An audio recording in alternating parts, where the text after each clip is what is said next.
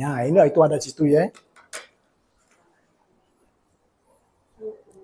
Karena itu aku berkata kepadamu, jangan khawatir akan hidupmu, saudara.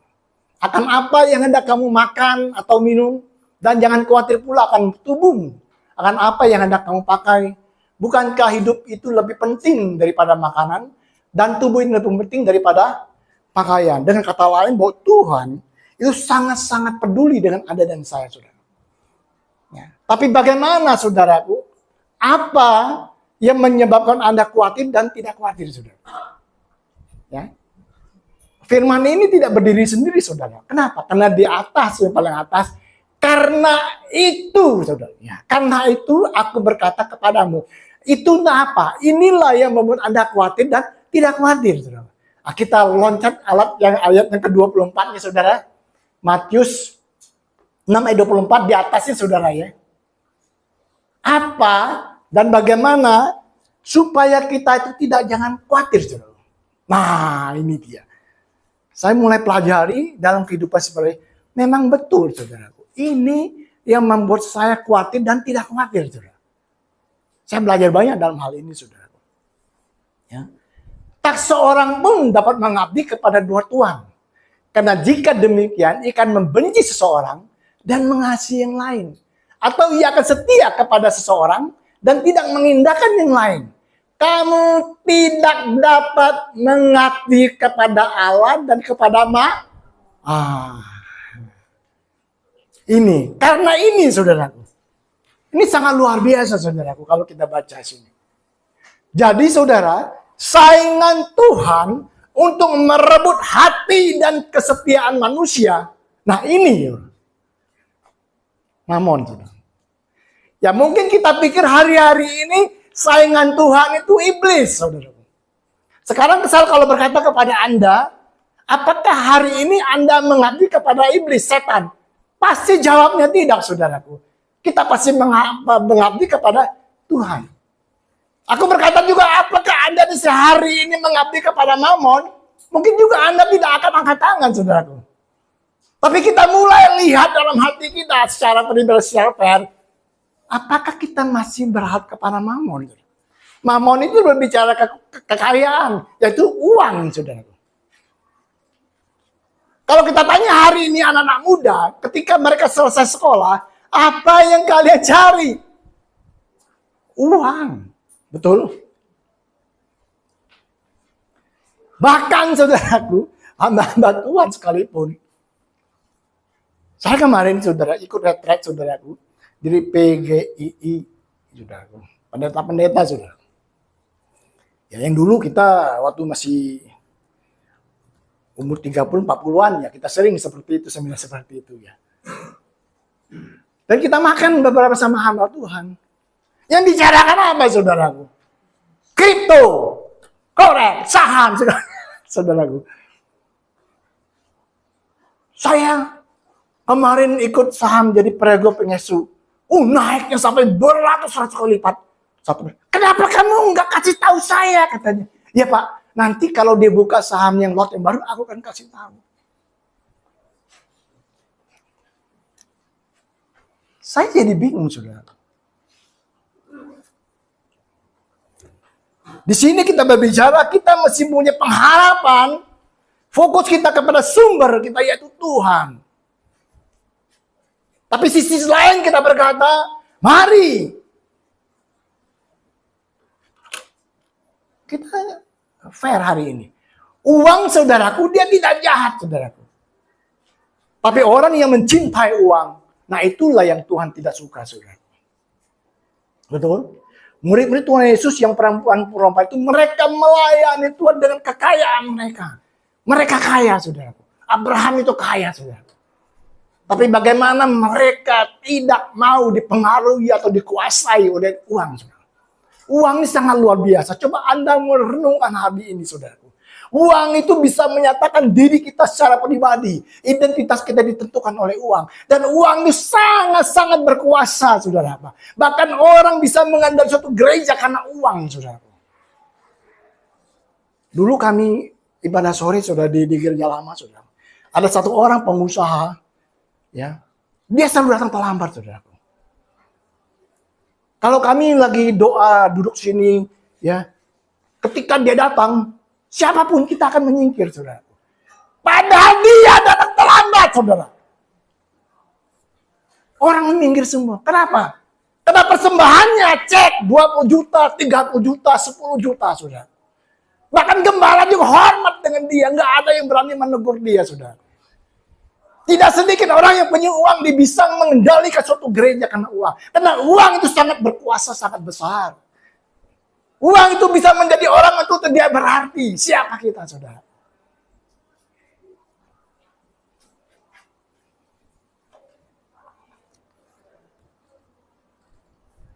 Dia pribadi yang kelihatan, yang bisa dipercayai, saudara. Bahkan kita sembah. Sedangkan Tuhan tidak kelihatan. Maka di sini Tuhan berkata saingan dia utama untuk merebut hati dan kesetiaan Anda dan saya, yaitu Mamon. Dan hari ini bagaimana dia mengajarkan Anda dan saya untuk kita tidak tergantung kepada Mamon, tergantung kepada dia, supaya apa? Supaya kita bebas dari kekhawatiran, saudara.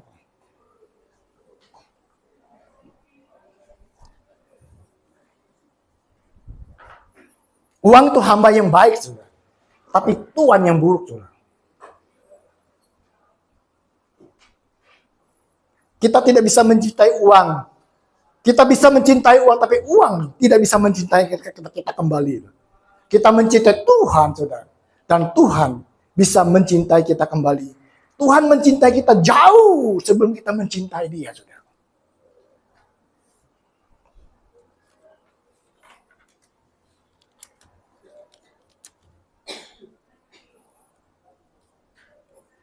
Nah, saudara, bagaimana kita melihat, saudaraku ya, bahwa Tuhan itu mengajarkan murid-muridnya untuk tidak bergantung kepada Mamon, tapi sungguh-sungguh bergantung kepada Tuhan dalam pemeliharaannya, dalam penyediaannya, saudara. Kalau kita tahu, saudaraku, semua murid-murid Tuhan Yesus itu ada nelayan, saudara. Mereka dari golongan yang di bawah, saudara. Tapi ketika mereka mengikuti Tuhan Yesus, saudaraku, mereka mengalami sesuatu yang belum pernah mereka alami dalam kehidupan mereka. Bagaimana ketika mereka di pasar bertemu dengan anak kecil yang sudah meninggal, ketemu dengan Tuhan Yesus, Tuhan dia bisa dibangkitkan, saudaraku. Bagaimana melihat orang yang lumpuh berjalan, orang yang buta melihat. Bagaimana orang yang mengalami pendarahan 12 tahun disembuhkan, saudaraku. Bagaimana anak Yairus disembuhkan oleh Tuhan. Dan mereka mengalami dan melihat hal-hal yang spektakuler, yang secara mujizat terjadi, yang mereka hadapi bersama-sama dengan Tuhan Yesus. Kemudian kita lihat di sini, Tuhan tidak tinggal, dia mengajar murid-muridnya agar mereka sungguh-sungguh mengerti dan menyadari hanya dialah sumber dalam kehidupan pada murid-muridnya, saudara. Nah, kita buka, saudaraku, di Lukas 9 ayat 1 dan 6. 1 sampai 6.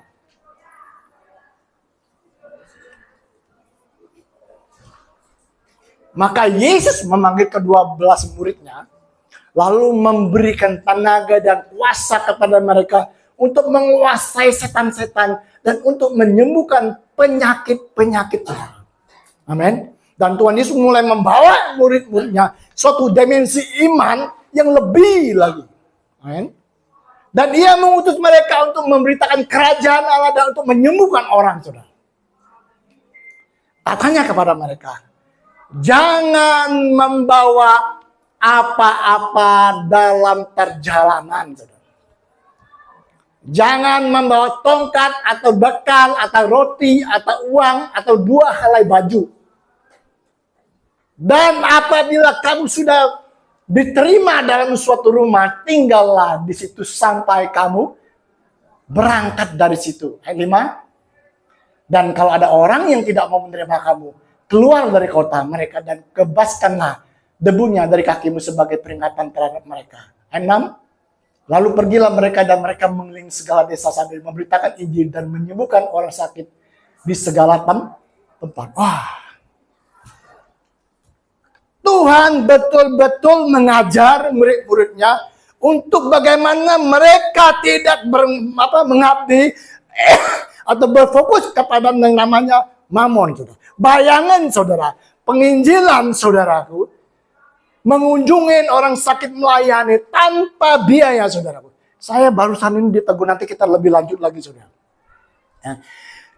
Tuhan betul-betul mengajarkan murid-muridnya untuk bagaimana mereka hanya berharap kepada Tuhan sebagai Allah yang menyediakan segala apapun dan memelihara hidup mereka, saudara.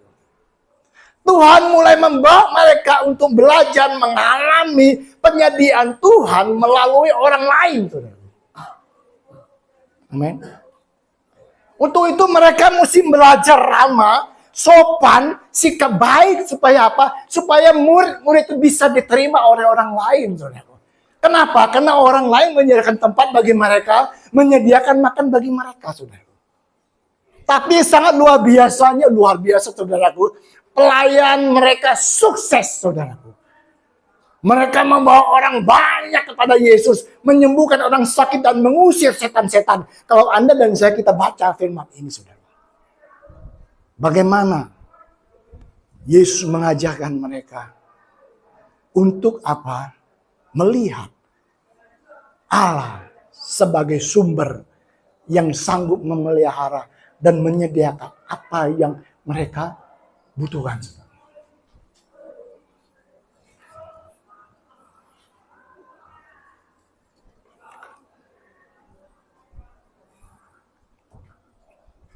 Tidak sampai di situ lagi, saudara. Bagaimana, saudaraku, tadinya mereka melihat Tuhan Yesus yang menyembuhkan orang, membangkitkan orang mati. Dan saat ini mereka bisa melakukan hal yang sama yang Yesus pernah lakukan. Wow, bagaimana coba Anda dan saya, kita hari ini kita bayangin, saudara.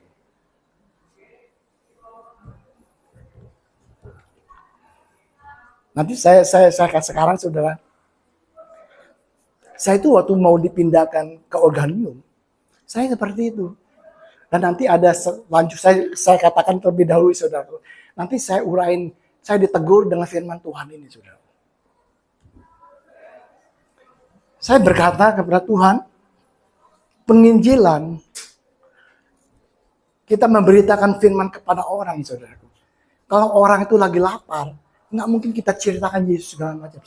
Kita membawa orang ini setidaknya ke warung makan dulu agar perut mereka kenyang, dan kita kan Yesus baik, baru bisa nangkap, saudara. Kalau mereka lagi lapar, saudara, segala macam, kita kan Yesus baik, mana Yesusnya? Betul?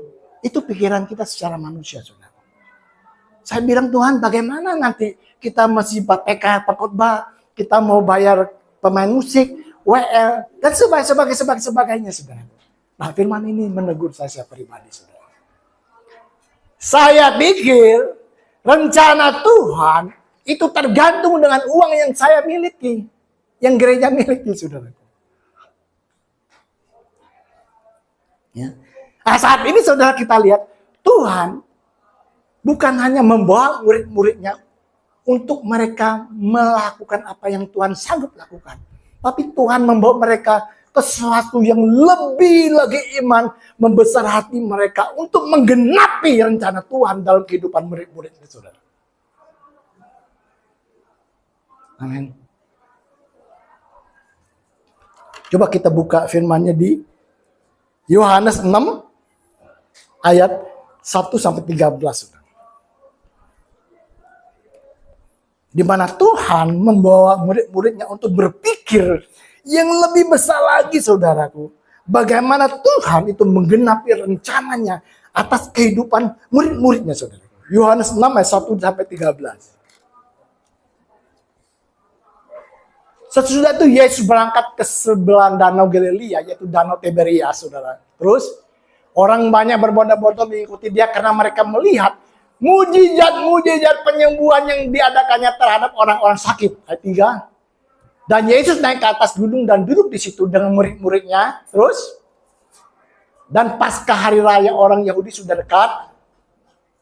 Ketika Yesus memandang sekelilingnya dan melihat orang banyak berbondong-bondong datang kepadanya, ia berkata kepada Filipus, di manakah kita akan memberi roti supaya mereka dapat makan? Stop sampai di sini dulu.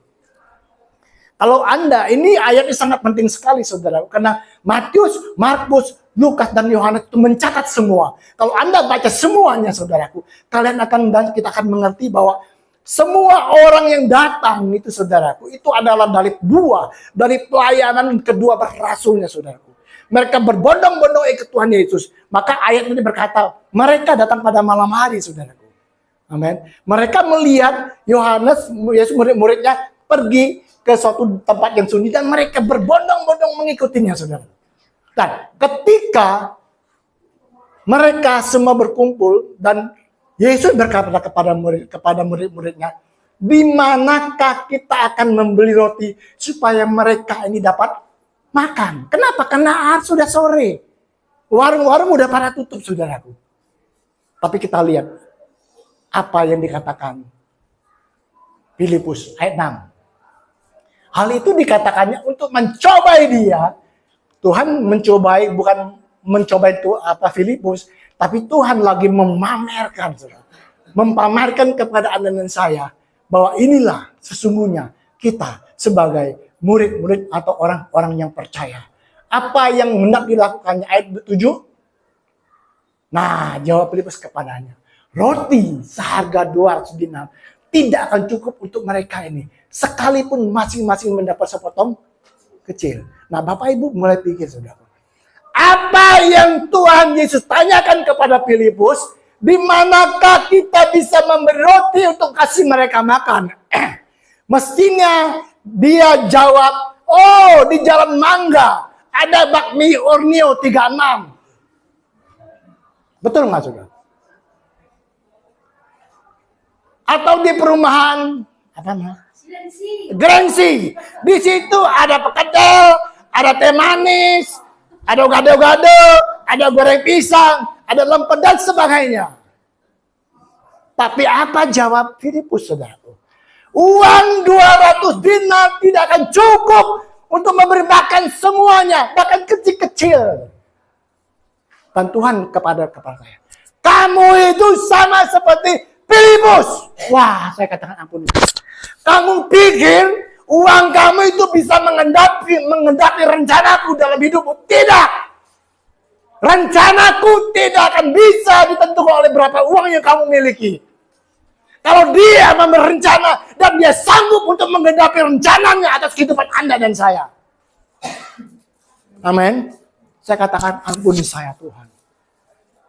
Ampuni Tuhan.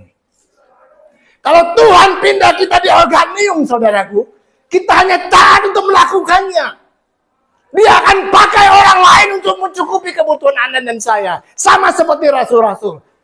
Sekarang kita berfokus kepada dia, panggilan dia, atau kita berfokus kepada penyediaan siapa melalui mamon, saudara, dan uang. Hari ini kalau hidup kita masih berfokus kepada uang, saudaraku, dan kita akan dan pasti mengalami kekhawatiran dalam kehidupan Anda dan saya.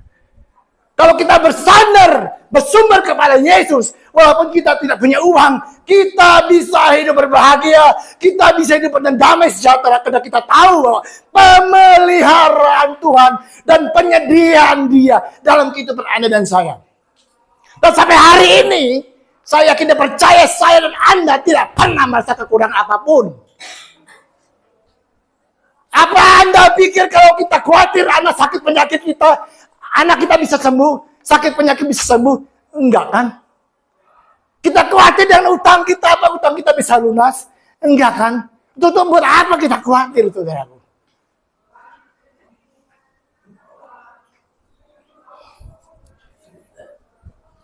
Tuhan taruh hati saya. Kamu sama dengan Filipus. Saya katakan ampuni saya Tuhan. Karena Tuhan sanggup menggenapi rencananya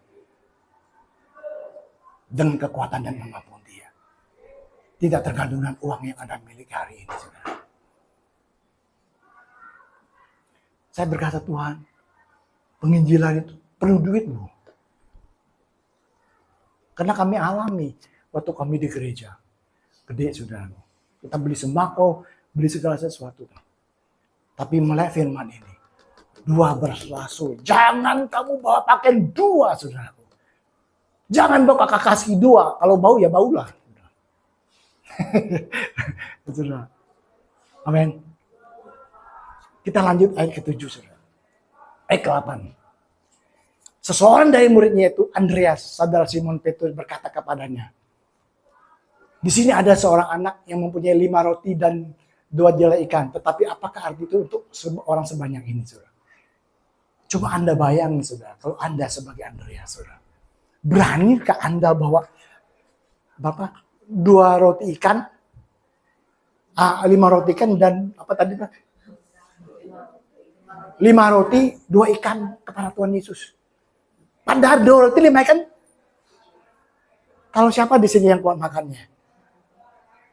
Kuacin udah nggak kuat makan. Joni lah saudara. Ya, Joni buat dia aja sendiri nggak cukup itu roti. Dia beli 5.000 orang saudaraku. Amin. Kalau murid Yesus menyembuhkan orang sakit yang dihadapi face to face satu orang. Dia cuma pakai firman oleh bilang kamu sembuhkan, orang itu sembuh saudaraku. Kalau mengusir setan dia hanya punya keberanian. Katakan kepada setan, hai setan keluar. Tapi ini yang dihadapi 5.000 orang saudaraku. Belum anak-anaknya saudaraku. Belum orang-orang perempuan. Wow. Ini suatu tempat yang tepat, waktu yang tepat, di mana Tuhan mengajar murid-muridnya untuk mereka melihat rencana Allah digenapi dengan Tuhan itu sendiri, saudara.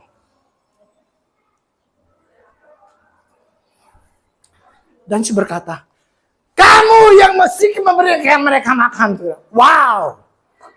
Mana mungkin? Tidak mungkin.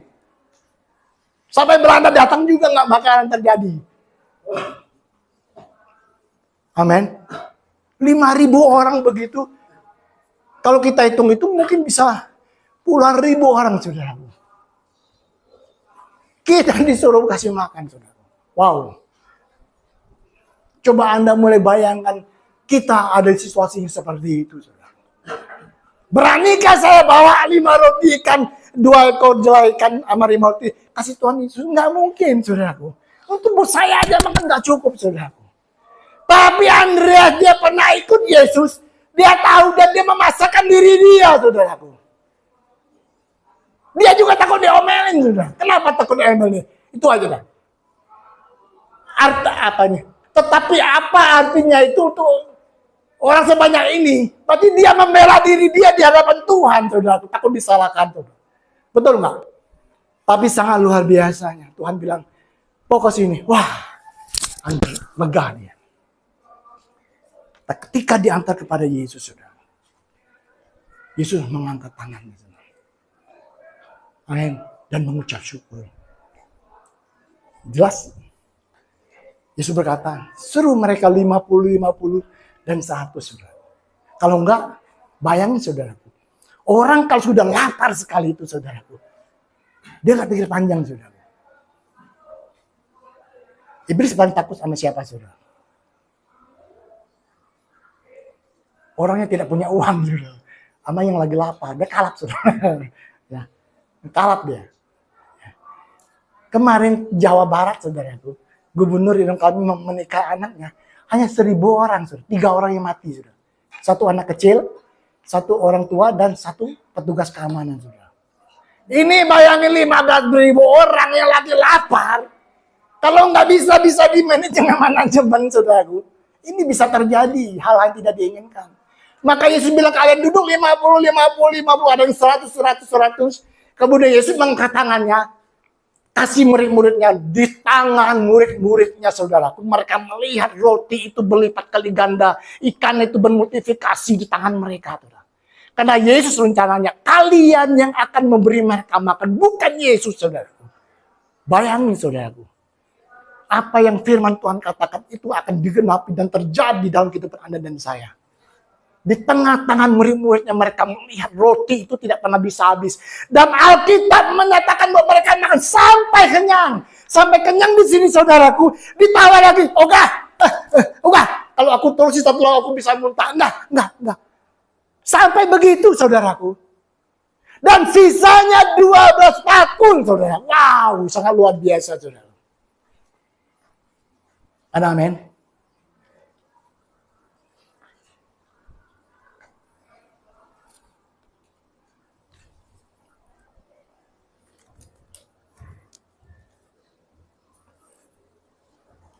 Sangat-sangat luar biasa. Di saat kita berkata tidak mungkin, kalau kita mengabdi kepada Tuhan, sebagai sumber satunya Dia yang sanggup memelihara dan menyediakan kepada Anda, itu akan terjadi dalam kehidupan Anda dan saya. Amin. Satu ayat lagi saudaraku. Ibrani 13 saudara. Ayat 5 dan 6.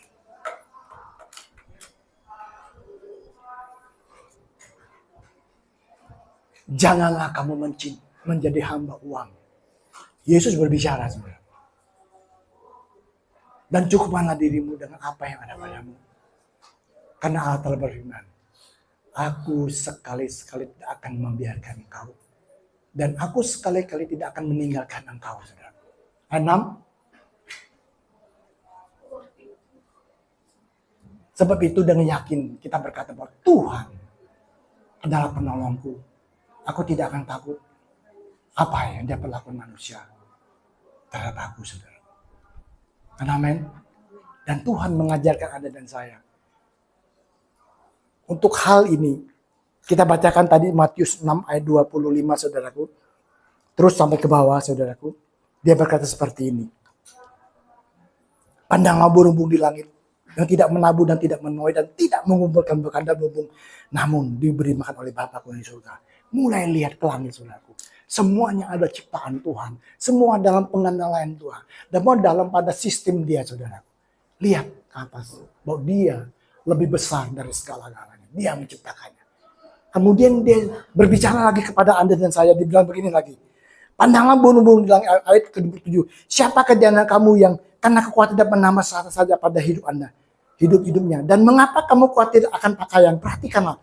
Burung-burung bunga bakung di ladang yang tumbuh tanpa memintal. Namun aku berkata kepada Salomo, dan segala kemakan pun tidak berpakaian seindah salah satu dari bunga. Kemudian Tuhan bukan melihat ke atas, melihat ke bawah. Segala bumi yang ada di bumi semuanya Tuhan yang menciptakannya. Bahkan bunga bakung ini Salomo yang paling kaya sekalipun tidak akan bisa menyaing keindahan apa yang Tuhan ciptakan. Mulai lihat segala ciptaan Tuhan.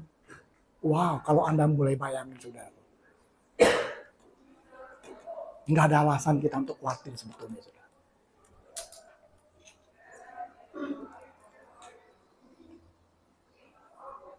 Sebab itu janganlah kamu khawatir. Diulangin lagi, berulang-ulangin, saudaraku. Karena Tuhan tahu Dia pernah menjadi seperti kita, saudaraku. Maka Dia imam yang besar, yang agung. Dia bukan tidak tahu kelemahan-kelemahan kita. Dia tahu kelemahan kita, maka kekuatan Dia tahu kelemahan kita, maka Dia dapat menolong kelemahan-kelemahan kita, saudaraku. Karena Dia tahu Dia pernah menjadi seperti manusia, saudara. Maka dikatakan serahkanlah segala kekhawatiranmu kepada Dia, saudara. Rendahkanlah dirimu di hadapan Tuhan.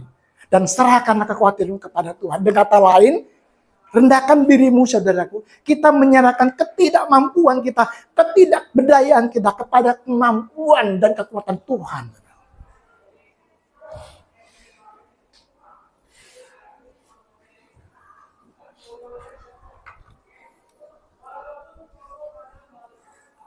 Semua itu dicari bangsa-bangsa yang tidak mengenal Allah.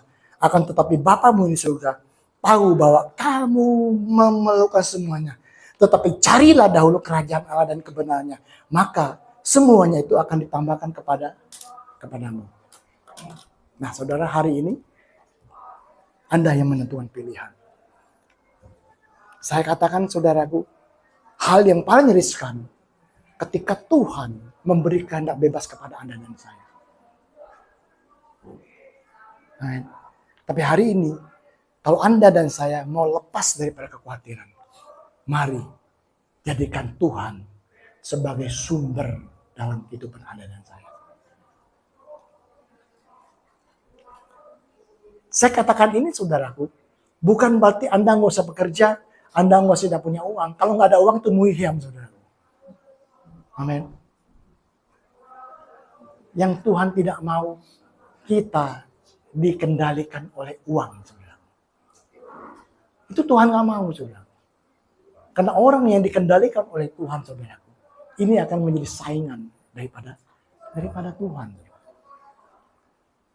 Amin. Hari ini saudara, apapun keadaan Anda dan saya saudara, uang tidak menentukan rencana Allah dalam kehidupan Anda dan saya. Hanya Dia saudara, Tuhan sebagai sumber dalam kehidupan Anda dan saya. Yohanes 6 ayat 10 berkata, Dia datang memberikan hidup dalam segala kelimpahan. Saudara. Kita akan bijak mempergunakan uang.